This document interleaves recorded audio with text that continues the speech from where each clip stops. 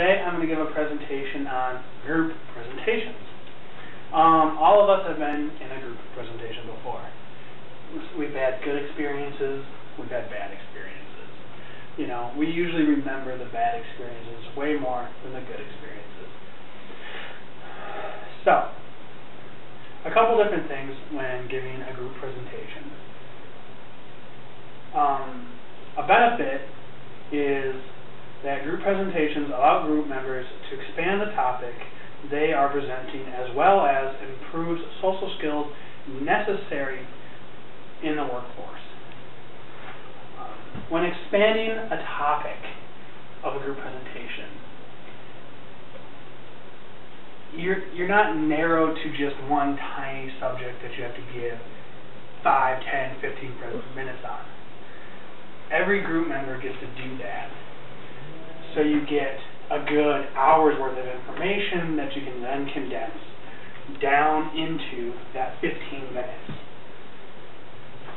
So while doing that, each group member then gets to learn way more than they ever would if they were just to give a quick 15, 10-minute presentation. When you're group presentations also help improve social skills, such as working with others to complete a task. It can help with team leadership, which is a skill that most employers look for as a leading requirement in their business environment.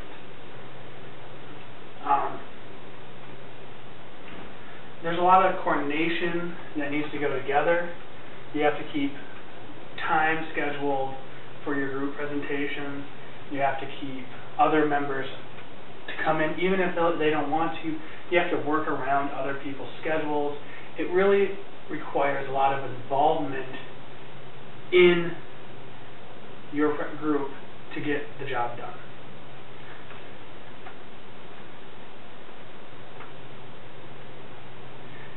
Another benefit of group presentations and the social skills that it helps build is it helps you build up your tolerance to people you may not like. There may be a member of your group that you just don't like. So that really helps you grow as a person, not only socially but also professionally.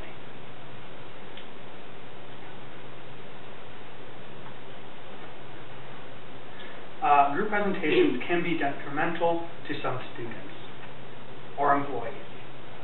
The inability of group members to meet can make it so difficult that some members won't even do anything in the presentation at all.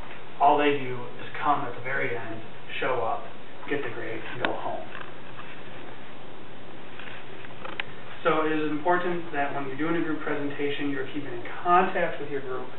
If you can't meet face-to-face, make sure they're emailing or calling, which is something that you should all practice, just those cold calls to other group members just to get their participation. If a group member does not pull their own weight, it can put the stress and workload onto other group members, and then the presentation diminishes in quality.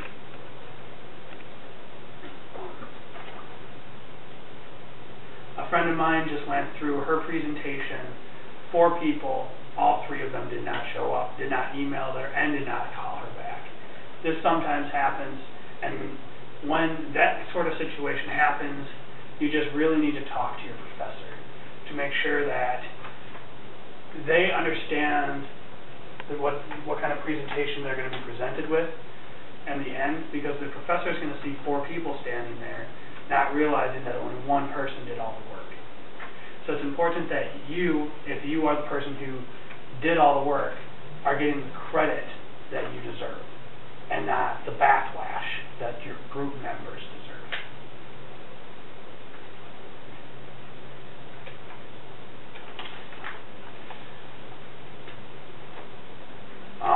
the very beginning, when you do your group, it's important to set up those, to make sure that all the information is what you're going to do in the group presentation, other group members' names, is, you know, some people just don't know each other's names even, and that's never talked about at the beginning. Email addresses, phone numbers, all that needs to be exchanged so the group presentation can go smoothly and effectively. Group presentations are very beneficial because they can cover a large topic that one person cannot, or would not be able to cover in the same amount of time. However, if members are not held accountable for their part in the presentation, individuals can suffer. If students and instructors recognize the problems, it can be resolved before too much damage is done and the presentation is a failure. So, when you're doing a group presentation, it's important that your involvement is noted and that you're not the one